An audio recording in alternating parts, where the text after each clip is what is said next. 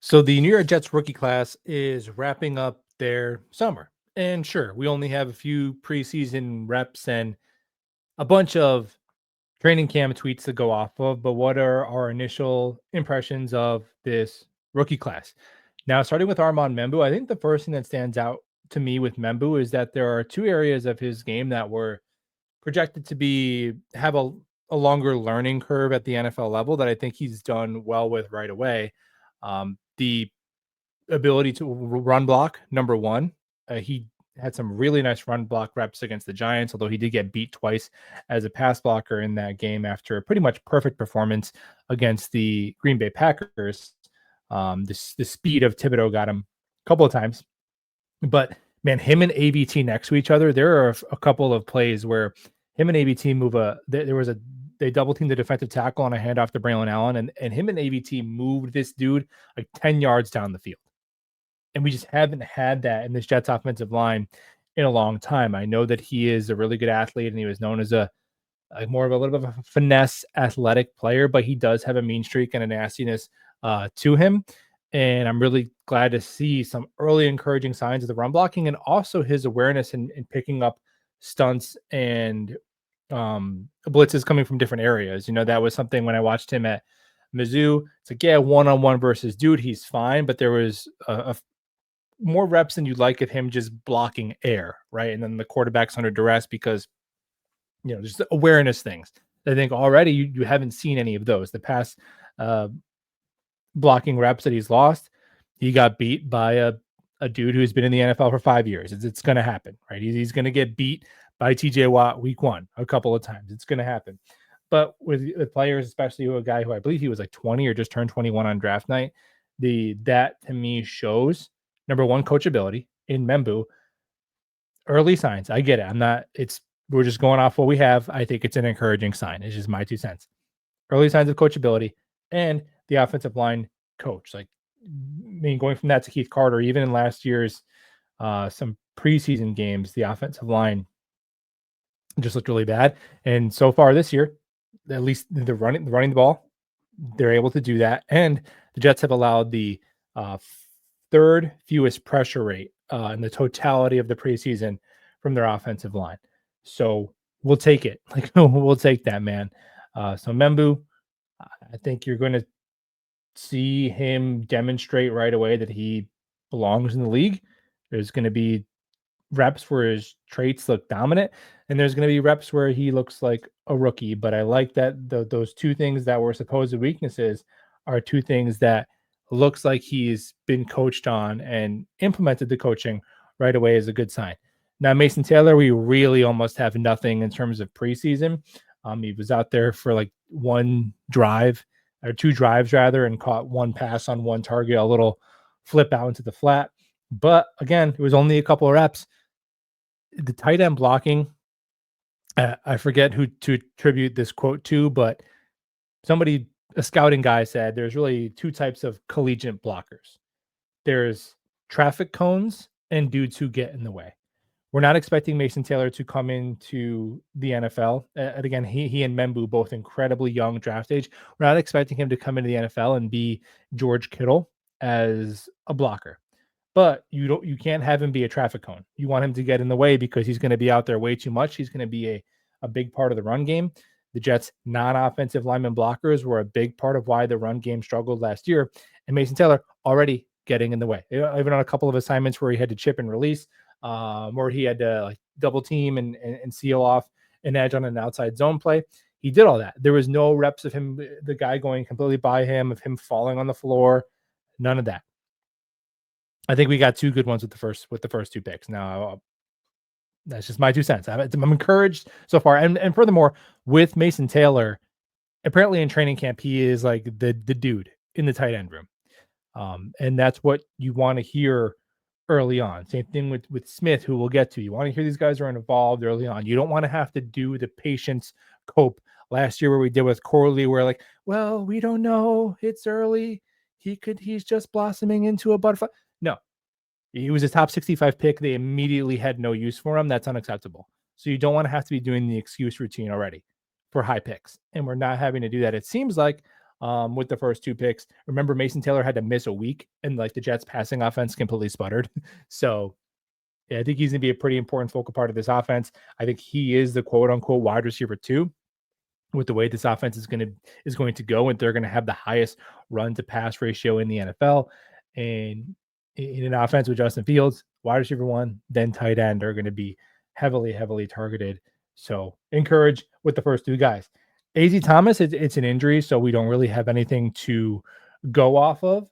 Now that I praised these first 2 picks, I do believe we're allowed to sometimes wonder if Woody Johnson's organization has made the perfect decision in every single pick. Now, it's not because A.J. Thomas is bad or anything like that, but I'm looking at JBC and I'm looking at Stiggers and Stevens, who they're hoping bounces back and is a starter for 2 years, and I'm just wondering, could we get something else there to a little bit higher return on investment? Because that's the point of a high first, second, third round pick, because you should be getting a starter at a massive discount during that rookie contract. But at the end of the day, if 3 years from now AZ Thomas is a good starter as a third round pick, it'll be fine. So it's just a wait and see.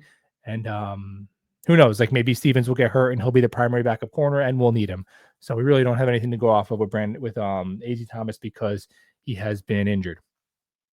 Now, Aryan Smith, the supposed worst pick in the history of the NFL, allegedly. Isn't it funny how of the guys who were taken in the third round and later, all of them, Aryan Smith, who apparently was the worst pick ever, he's the only one who's demonstrated that he's going to be able to contribute to this team this year. He's the only guy. With Smith, now you've gotten the full experience of his scouting profile, right? You've seen, number one, you've seen the speed. His speed is, because some guys like John Ross, whatever, all those first round receivers the Raiders would draft like 3 years in a row that ran 4.2 but couldn't play football. Smith, and he has the drops, like the drop percentage in college was real. He has a small catch radius. He's, whatever, 30 pounds lighter than me. I get all that, but that's why he wasn't a first or second or third round pick. That's why he's 110th pick. But the speed right away is real, and the speed in and out of his breaks and actual football speed and the ability to separate and like, holy shit, this guy is the fastest dude on the field. That speed is legitimate, and it's been immediately apparent. I really wish that he got a chance to make that catch. Catch where he toasted the corner and it was just a little high. I think it was Martinez who missed him, right? Then he has the drop. His first game, he has 2 targets, 2 catches. Cool. Second game, right away, bam, off his chest, brutal drop. And you're like, oh man, this is what we were worried about with this kid. But bounces back to, like, boom, 13 yards. Then bam, 18-yard dig over the middle. Nice catch. And so, yeah, okay, you got 4 catches in a couple of preseason games. You have 1 drop. There was another pass that, like, it was obvious pass interference. And I try not to do the referee, the cope thing with the Jets. Like, refs are not why the Jets have been bad for 15 years. But come on. I mean, the defender grabbed both of his hands and pulled them down. People are like, oh, well, it hit his chest. Both of his hands are being pinned down. That's a 30-yard defensive pass interference 95% of the time. And that's the kind of thing that he adds to your offense. Him being a deep threat, him going back and forth in motion is going to horizontally and vertically space the offense in ways that don't necessarily show up on the stat sheet. Now, do I think he's going to go from having the highest drop rate in college football to having Larry Fitzgerald hands? No. But I don't think he needs to. I think you have to get that drop rate to where it's like, 7-8%, where it's like, okay, that's higher than you'd like, but it's still like you can still play him, and the trade-off of his speed is worth living with some drops, right? I mean, we have Allen Lazard. What does Allen Lazard do to make up for his drops? Nothing. He has a nice block, but then he commits a penalty. So to me, Aryan Smith is going to play a role on this team. I know everyone moaned and groaned when Coach Glenn compared him to Jameson Williams. It's like, guys, let's use our brain. Aaron Glenn he knows we're not dumb. He's not saying that a 4th round pick is going to be a kid who would have been the first receiver off the board in his draft class. He didn't tear his ACL. We that's not what he's saying. He's saying is this offense needed a niche role of a field stretcher, and that's the role that they envision for Aryan Smith. And again, same with Taylor. It's a They took him for a specific role, and you could tell he's involved early in camp. He's getting work right where he seems to be like the fourth wide receiver. Maybe he can climb up to the third wide receiver, which is a starter. Third wide receiver is a starter. And it's not the whole he's got to learn all the spots and do all this. It's not that whole routine, which it shouldn't be. If we're going to be we could be a normal organization where, third, fourth round picks go out there and contribute. It's a reasonable expectation. And I like that we're already seeing that he's going to be a part of this offense. I'm really excited for Aryan Smith this season. Prove the doubters wrong. Now, Malachi Moore. Not as much to go off of with Moore. I will say my biggest takeaway from Malachi Moore so far is that the Jets I think you could see him in 3 safety looks. I think that the Jets are going to be running a good amount of heavy personnel in their back 7 with both a third linebacker and Jamin Davis, and a third safety in Malachi, and to say third safety in Malachi Moore. Obviously not both at the same time, but one of those two. So I think they could be running the most amount of sub packages, like a very high amount of sub packages in the NFL. What that means for Michael Carter, I don't know. I know we kind of forgotten about him, but he's really damn good too. But it gives you some options, and I think that can make you a better run team if you're able to go a little bit heavier there. He's had some good play sniffing around on the line of scrimmage. That seems to be where he's most comfortable, where he's gotten a couple of split safety looks. He has taken a couple of whiffs, a couple of, alligator arm tackle attempts there. Hasn't really been targeted much in coverage. So really the main takeaway I have from Moore is that he'll probably be that sub package player initially. It looks like Tony Adams is starting, but when you get to the 4th round, as a player who's going to be 24 to start the season, you probably want him starting minimum by year 2, right? Like 1 year of behind Tony Adams, okay, whatever. But with Smith and Moore, you really want them to be Smith should be a minimum wide receiver 3 by next year as a starter. Moore should be a starter by next year, right? Those are reasonable expectations. Honestly, I kind of hope Moore would start over Tony Adams just because the talent on the team should also factor in. It's not like Malachi Moore is sitting behind Troy Polamalu and Ed Reed, but it's not the end of the world if he's a sub package player in year 1. Then I really don't have with Kiko and Baron. I don't know. Can we get proof of life? Kiko was injured the last game. He didn't get to play. Baron, you're really hoping somebody could show something in that edge room in terms of just a little bit of pass rush juice, but he hasn't really shown much. Obviously, getting into the 5th round, you're not expecting big impact from these players right away, but you hope for a couple of splashes to demonstrate some potential. Just haven't really gotten that quite yet with Baron. I know when he came out, some people wondered if he could do inside, outside. I just don't think he quite has the size profile in this scheme to do that. But I definitely hope they both make the team. That would be very disappointing if they cut a 5th round pick. Especially at edge where you're hoping he could be the 4th guy, right? Baron. I mean, you got McDonald and JJ and then Clemens. Okay. Clemens is 28 years old. So he's played in the NFL for 3 years. So if he's ahead of him, that's fine. I actually don't think Clemens is as bad as most Jet fans think. It's just his penalties. That's the thing. He's not good enough to overcompensate for penalties, but Clemens being your, a 3rd or 4th edge on a team is not that big of a deal. He played 30% of the snaps in 2022 and 2023, and the Jets had a good defense. But if he's playing 55% of your snaps, then you're probably in trouble. So I'm hoping Baron can be that 4th guy.